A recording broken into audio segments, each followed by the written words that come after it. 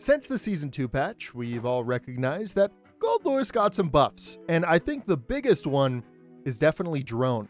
Drone is now one of the greatest special moves in Guilty Gear Strive, as it now gets hard knockdown on every single hit at all levels, and it enables some insane offensive setups and just flat out beats some of the most common defensive options in the game.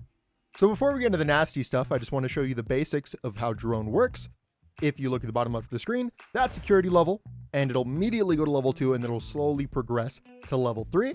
The higher the level count, the more active frames it is, the longer it goes, and the less recovery that it has after using it. So we will throw it out here. You can see it's going to go all the way to its distance. It's going to hit the target, do its set active frames, and then grant a hard knockdown. Additionally, if we actually throw out Drone, even if we get hit, it's going to stay out. So I'll throw my level 3, call this in. You can see that the drone is still there. Now, obviously, it's not great in this situation. I got hit. But in other situations, the drone staying out means a lot. It's crazy. You just get through it all. Next, let's talk about neutral with drone. And you're mostly going to be using level 3. And I think it's surprising to nobody that this is a pretty good option. It's going to be a slow projectile to follow up. And it is going to go full screen. But not just full screen. It is actually going to go... Oh my god, I can't do quarter circles. It's actually going to go beyond full screen. And it is pretty much going to guarantee that you take up a lot of space. There is some counterplay, but I'm not going to go into it here.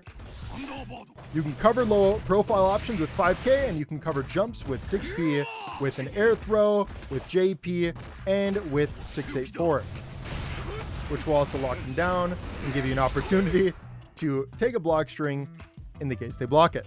But what if your opponent doesn't want to gamble? How do you deal with people that are just going to mash backdash, give up a bunch of space?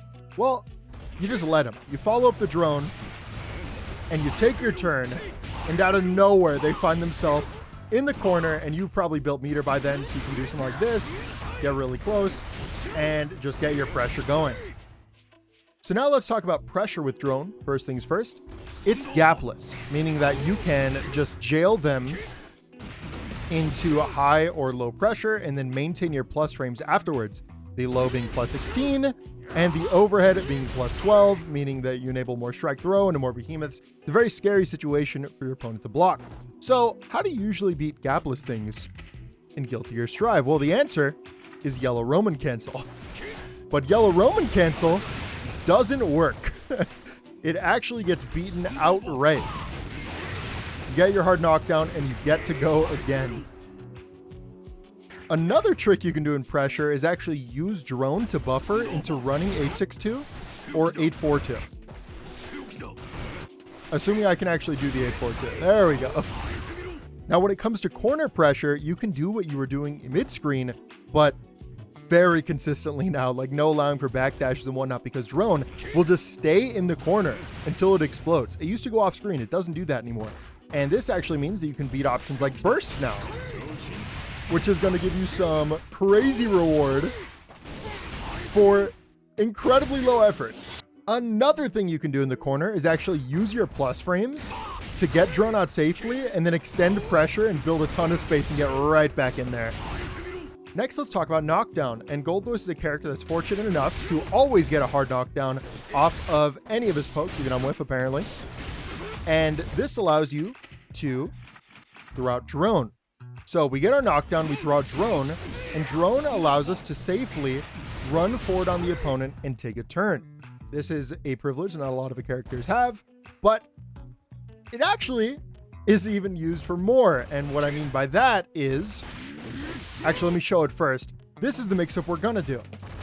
It's a back turn mix. That was a low. This is also gonna be a low, and this next one's an overhead. And it's the exact same animation. Now, usually you can't go for this, but with drone, you actually have so much time that you're free to do it to your heart's content. Now, corner knockdown is where things get crazy because, once again, our drone never leaves the corner. It's going to stay there the entire time. And because level 1 to level 2 is such a small duration, these setups are all going to be loopable for these level 2s. So let's say I get a knockdown.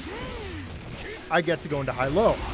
And I'm plus 12 up close, which means I have a strike throw and I can extend pressure. And if I go for the throw option, I'm doing the exact same thing again. This time we'll go for the low option. But, you know, there's more to the low option because the low can also turn into car 862. It can turn into car 842. It can go into double low. It can be a big overhead. And the mind games will continue, and you're going to be left super plus right in front of him and continuously looping strike throw and high low. But that's not it. Now let's go over the option if you have level 3 security level, and you're actually going to whip a 5P, throw out a drone, and go for a throw. Innocent enough setup.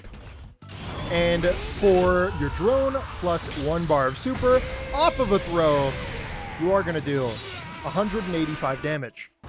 And, you know, the throw option's pretty good, but what else can we do from that? Well, we have a 2P that is absolutely safe to every reversal in the game. It'll catch their jump, and their drone is going to catch backdash. They are completely locked down. And after that 2P, we can just run up and take a turn, and now we're close again in that strike throw range.